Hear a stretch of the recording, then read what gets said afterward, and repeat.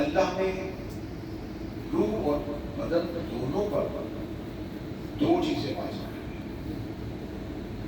بدن عبادت کرتا ہے اور روح معرفت کرتا ہے.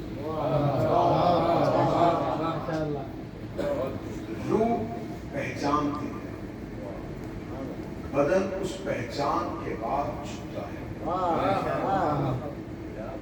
بغیر معرفت کے عبادت حرام ہوتی ہے. آپ جس کو جھک رہے ہو آپ کو یہی نہ پتا ہو کہ آپ کسے جھک رہے ہیں. اگر آپ یہ کہیں کہ صرف جھکنا عبادت ہے تو ایک ہندو خود کو جھکتا ہے. ایک سورج کی پوجا کرنے والا سورج کو سجدہ کرتا ہے. سجدہ کرنا عبادت نہیں، جھکنا عبادت.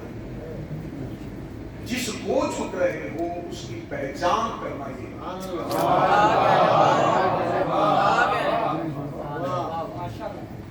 اصل چیز معرفت پہچان کہ آپ جس اللہ کی عبادت کر رہے ہیں وہ کون ہے.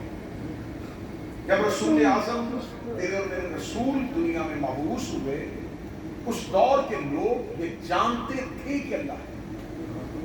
انہیں خبر تھی کہ کوئی پتھر میں کیڑے کو رزق دیتا ہے. وہ یہ جانتے تھے کہ کوئی روح قبض کرتا ہے. وہ یہ جانتے تھے کہ کوئی بیمار کرتا ہے اور وہ شفا دیتا ہے. انہیں خبر تھی کہ یہ جو آسمان پہ سورج ہے یہ کسی کے حکم پر طلوع ہوتا ہے. وہ اللہ کو جانتے تھے، پہچانتے تھے. سب جانتے تھے کہ کوئی طاقتور چیز ہے جو جسے سمجھتا تھا کہ یہی خدا ہو سکتا ہے وہ اس کے آگے جھک جاتا. کسی نے سمجھا یہ پہاڑ بہت بلند ہے تو یقیناً بلندی ہی طاقتور کی پہچان ہوتی ہے، اس نے پہاڑ کو سمجھا.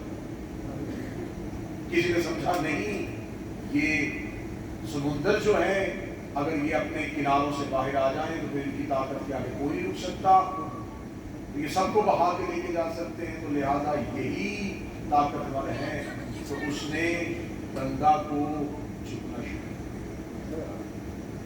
جس نے طاقتور سمجھا اس نے دوسرے مان لیا. اس کا مطلب اس سب کے پاس طاقت کی جان تھی، پہچان. رسول نے زمانے میں آ کے بتایا کہ آؤ میں تمہیں بتاؤں کہ وہ یہ سب کچھ کر رہا ہے وہ کون ہے. اس کا مطلب ہے کہ اصل چیز مذہب کی جہاں سے بنیاد شروع ہوئی ہے وہ جاننے سے شروع نہیں ہوئی، پہچاننے سے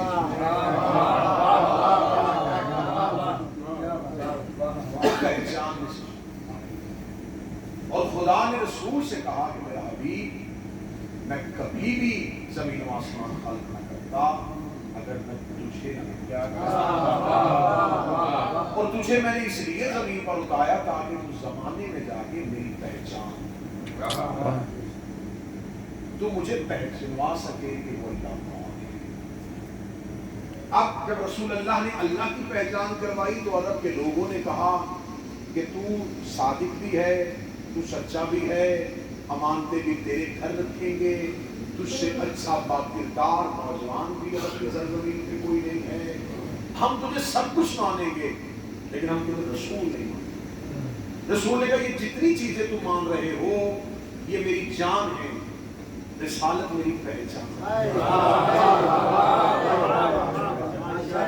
میں عبداللہ کا بیٹا ہوں یہ مجھے جاننا، میں اولاد ہاشم ہوں یہ مجھے جاننا، میں عبد المطلب کی نسل میں سے ہوں یہ مجھے جاننا، میں ہمیشہ سچ بولتا ہوں یہ مجھے جاننا. لیکن تمہارے جاننے سے تمہیں کوئی فائدہ نہیں ہوگا اگر تم نے وہ نہ پہچانا جس کی وجہ سے میری جان. اب آج کسی سے پوچھیں کہ کیا وہ عرب کے لوگ وہ مکے کے کافر جو رسول کو صادق و امین کہتے تھے رسول کے فضائل ماننے سے فائدہ ہوگا؟ نہیں. اس لیے کہ فضیلت ماننے سے فائدہ نہیں ہوتا جب تک معرفت. صادق و امین ہونا رسول کی فضیلت ہے اور محمد رسول اللہ ماننا رسول کی معرفت. اب ساری دنیا رسول کو سب کچھ مانے لیکن رسول نہ مانے تو جاننے کا فائدہ نہیں جب تک پہچان.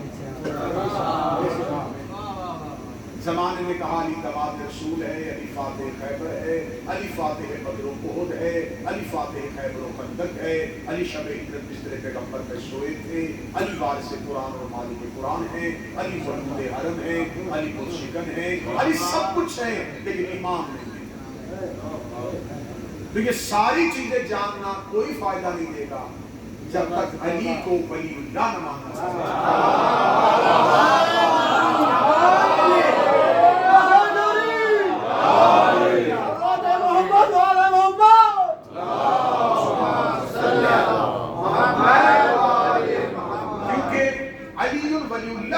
جو ہے یہ امامت کی پہچان, یہ علی کی پہچان, امامت پہچان علی ہے. شجاع ہونا یہ علی کا تعارف ہے, علی کی فضیلت ہے. معرفت علی کی امامت. اب ساری دنیا کے مسلمان علی کو خلیفہ راشد مانے, چوتھا خلیفہ مانے, پہلا امام نہ مانے. اس کا مطلب ان کے پاس جاننا ہے.